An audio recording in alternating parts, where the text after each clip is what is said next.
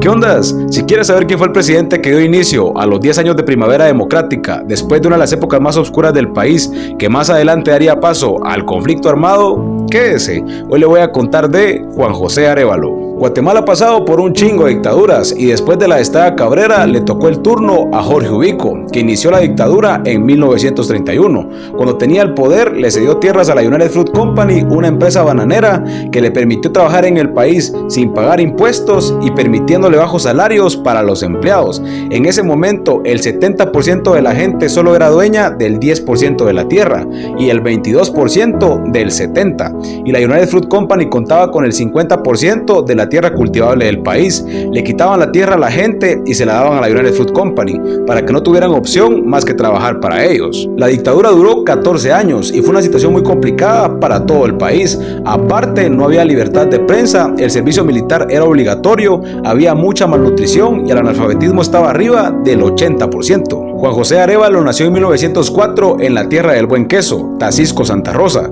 Su padre era agricultor y su madre maestra, de donde agarró el gusto por la educación. Entró a la Escuela Central para Varones, donde se graduó como maestro, y más adelante entró a la Facultad de Derecho de la Universidad de San Carlos de Guatemala, y desde joven mostró su interés por cambiar a Guatemala a través de la educación. Pero como también le gustaba escribir, a sus 21 años diseñó un método nacional para aprender simultáneamente lectura, escritura y dibujo.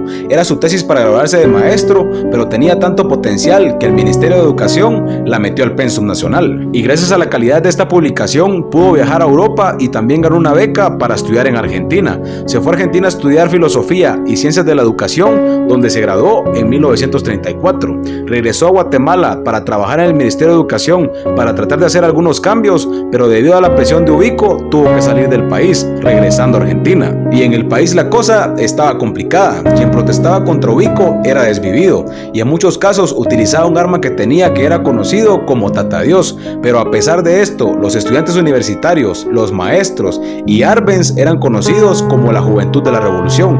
Hacían protestas contra Ubico y muchos de ellos tristemente fallecieron, incluida la maestra María Chinchilla. Esta presión hizo que Ubico renunciara al poder, pero en su lugar quedó Federico Ponce Baides, quien también era ubiquista y era seguidor de Chaplin Malo. La gente se dio cuenta que iba por el mismo camino y la población nuevamente luchó por sus derechos, principalmente la juventud, logrando lo que hoy se conoce como la Revolución del 20 de octubre de 1944. Lograron sacar a Baides y la gente ya estaba harta de las dictaduras y de la falsa democracia, y gracias a la juventud y a los militares no vendidos vieron una luz en el camino. Y gracias a la revolución se celebraron las primeras elecciones realmente democráticas, donde incluso los estudiantes y los maestros tenían partido, y el partido de los maestros, Renovación Nacional, pidió a Arévalo que fuera su presidenciable para esas elecciones. Arévalo aceptó y regresó al país. Fue recibido por la gente con los brazos abiertos y le mostraron todo el apoyo. Las elecciones se llevaron a cabo en diciembre de 1944 y Arévalo las ganó con el 85% de los votos, y junto a Arbenz y la Juventud de la Revolución dieron inicio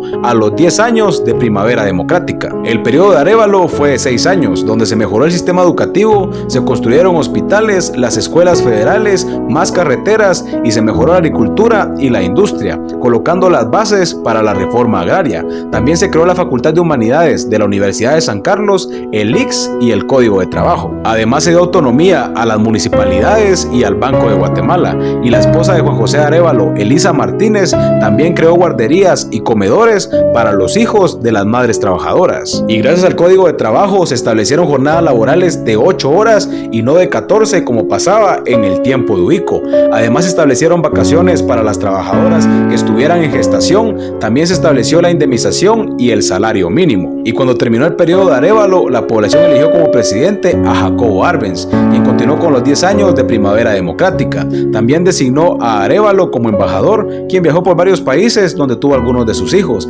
Mientras tanto, Arbenz estableció la reforma agraria, devolvió tierras a la gente y mejoró las condiciones del país. Cuando se dieron cuenta de esto, los militares vendidos como Carlos Castillo Armas y los dueños del banano le dieron golpe de estado, haciendo que se exiliara en México. México, y también Arévalo tuvo que hacer lo mismo en otros países. La ambición y la superioridad que querían tener sobre los guatemaltecos hizo que el país retrocediera y también que se formaran grupos para defender a la población que más adelante se conocerían como la guerrilla y defenderían a la población durante el conflicto armado, donde por los intereses del banano y la ambición de muchos militares y políticos guatemaltecos hizo que fallecieran alrededor de 200,000 personas y 50,000 quedaran desaparecidas. En su exilio, Arévalo trabajó para la UNESCO y la OEA y finalmente pudo regresar al país años más tarde, pero sin el tema político, donde vivió con su familia en la ciudad de Guatemala y finalmente falleció en 1990. Y así que ya sabe, el cambio es posible, pero también es responsabilidad de la gente.